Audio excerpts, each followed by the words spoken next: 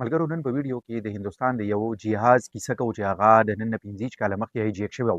او د هغې نه پس چې کله هایجیکرز هغه هایجیک کو یو بل ملک یې کوز نه کړ بلکې هندوستان کې دننه کوز شو او بیا هم هندوستان دغه جهاز د هایجیکرز نه خلاص نه کړی شو او د هغې نه پس بیا چې د هایجیکرز کوم منزل و نه هغې ته لاړ نه بلکې یو بل ملک یې کوز شو د هغې نه بیا والوته یو بل ملک یې کوز شو او هندوستان هرې پیرې ته د دغه جهاز د راخلاصولو کې ناکامه شو نو تاریخ 23 دسمبر 1999 یعنی د نن نه 15 کاله مخکې او فلایټ آی سی 814 د انډین ایرلاین دا د نیپال د دارالحکومت کټمنډو نه د هندوستان دارالحکومت دلی ته رالوتی و په دغه فلایټ کې وایي 116 مسافر او پکې 15 جهاز عمله وه او چې کله جهاز راوالوته نو څو منټه پس په هغې کې 15 هایجیکرز راووتل چې نقاب پوه شو مخونه یې چې کوم دی نه په نقاب باندې پټ کړي او اعلان یې وکړو چې جهاز چې کوم دی نه هایجیک دی او اوس مونږ پایلټ ته یې ویل چې مونږ تا ته څه ووایو نو هغه به کې او هغه عام هایجیکرز وایي نو ښه ټرینډ او هغوی بیا د جهاز کپټن ته دا ووایي چې ته جهاز چې دی نه د دلي په ځای باندې لاهور کې کوز کا اوس کپټن سره خو بله لاره نه وه چې د دوی د خبره به خامخا مني نو هغه جهاز د دلي په ځای باندې لاهور ته را روان کړو خو چې کله لاهور ایرپورټ عملي سره هغه د بره نه رابطه وکړه نو لاهور ایرپورټ چې کوم اتارټي وه هغوی به لا د دې اجازت ورنه کړه چې هغوی به لاهور ایرپورټ کې جهاز لینډ کړي ولې ورنه کړه نو ځکه یې ورنه کړه چې بیا خو به په پاکستان حکومت باندې دا بلیم راته چې دا د دوی په دې سازش کې شامل دي که دوی ول اجازت ورکړو بیا دا هایجیکر چې کوم دي نو دوی ته د کپټن وویل موږ سره وی فیول کم دي موږ سره بله لاره نشته چې موږ به دا جهاز چې دی نو په انډیا په پنجاب کې د امرتسر په ایرپورټ باندې کوزو نو چې هلته یې کوز کړو چې فیول واچو خیر دی بیا به موږ راوالوسو هایجیکر چې کوم دی نه هغوی وی چې د امرتسر په ایرپورټ باندې جهاز کوز شي نو دا خو به د انډیا لاس ته موږ لاړ شو خو بله لاره اوس نه وه هغه په امرتسر ایرپورټ باندې کوز شو او بیا کپټن چې دی د ایرپورټ عمله چې ده نه هغوی لکه انټینشنلی ارادي طور سره دا کوشش وکړو چې فیول زر وانه چي او جهاز دلته کې ایثار کی او لږ وخت میلاو شي د انډین کمانډوز ته چې هغوی اپریشن وکړي او جهاز راخلاص کړي نیمه ګنټه په دې حال کې تېره شوه او چې نیمه ګنټه کله تېره شوه نو په دغه وخت کې هایجیکرز کپټن یو پیرې ته بیا مجبوره کړو چې فیول تاله دوی وانه چول نه د دې خبرې مطلب دا دی چې فیول دله نه چي اوس چې کوم دی جهاز والوځو ګینې که نه الوځي نو موږ بیا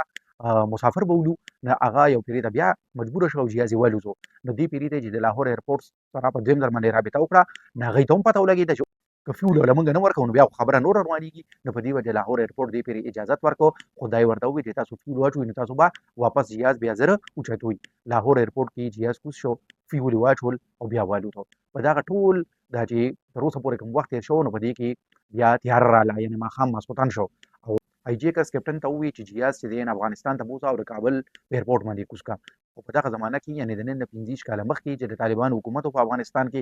دغه وخت کې په افغانستان کې په ایرپورټ کې د شپې د لینډینګ سهولت نه میسر نو په دې وجه باندې د کابل ایرپورټ والا دوی ته ووایي چې دلته خو سهولت نشته تاسو به د ورځې رڼا کې راځئ اوس چې کوم دی یو نوې خبره پکې جوړه شوه چې اوس څه چلو کړو بیا هایجیکر د جهاز کپټن ته ووایي چې جهاز چې دی نه دا اوس په دوبۍ ایرپورټ باندې کوز کا او بیا جهاز د دوبۍ په ایرپورټ باندې کوز شو نو د انډیا حکومت ته یو پیرې ته بیا چانس میلاو شو چې دوی دلته کې د یو ای د ګورنمنت په اجازت باندې یا اپریشن وکړي او خپل مسافر د هایجیکرز نه خلاص کړي خو د یو ای حکومت د هندوستان حکومت لا د اپریشن کولو اجازت ورنه کړو ولې ورنه کړو نو تاسو ته دا معلومه وي چې په 1996 کې افغانستان کې د طالبانو کوم حکومت قایم شوی نو دغه حکومت په ټوله دنیا کې صرف درېو ملکونو تسلیم کړو یو پاکستان بل سعودي او اماراتو د اماراتو طالبان حکومت سره دوستانه تعلقاتو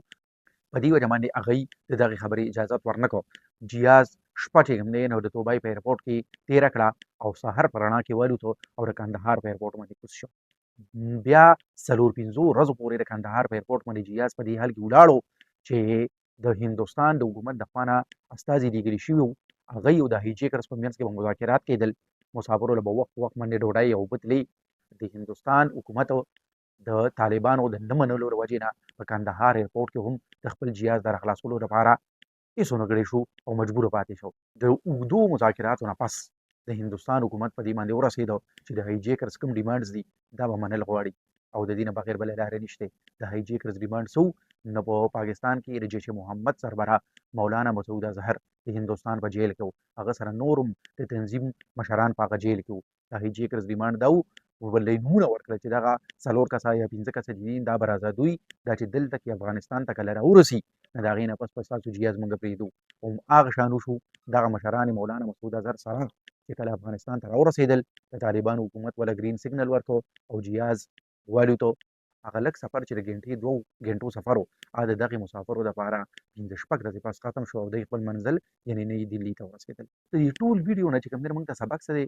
ځان به دې باندې پوه کړي چې درېیمه دنیا یعنې ډیولپینګ نیشنز چې کوم دي نو دا د ترقي یافته دنیا نه ډېر زیات وروسته دي. خو د دوی په خپلو منځ کې چې کوم دی نو دومره ډېر فرق نشته لکه څنګه چې پاکستان کې خلک وایي که نه هندوستان ډېر مخکې ووت، ډېر خلک وایي بنګلادیش زموږ نه ډېر مخکې دی. نو او چې په دې خبرو کې حقیقت شته چې اکنومیکلي هغه ملکونه زموږ نه ښه دي، د هغوی پالیسۍ ښې دي، هغوی په مخکې روان دي. پاکستان د خپلو غلطو پالیسو د وجې نه وروسته پاتې شوی دی، وروسته پاتې کېږي. خو په اکچوال کې سوشل چینج چې څه ته وایي د خلکو ذهنیت چې بدلېږي او هغه ترقي چې هغه په رښتیا باندې ترقي ده چې د خلکو پوره لیوینګ سټنډرډ او لایف سټایل بدل شي، هغه د 10-20 کالو خبره نه وي، هغه پوره 50 کاله یا 100 کاله اخلي. او دغه د ملکونو د عام ولس یو بل سره په دې باندې بحثونه کوي چې څوک وایي چې زموږ فوج ښه دی، څوک وایي زموږ انټلیجنس ایجنسي ښه ده، څوک وایي زموږ کمانډوز ښه دي. دا خبرې هم څه دومره زیات اهمیت نه لري ځکه چې دغه انټلیجنس ایجنسۍ سره د امریکې څو ځله ډېرې پاتې راغلي دي. بله ویډیو کې به دې موضوع سره د الله په امان.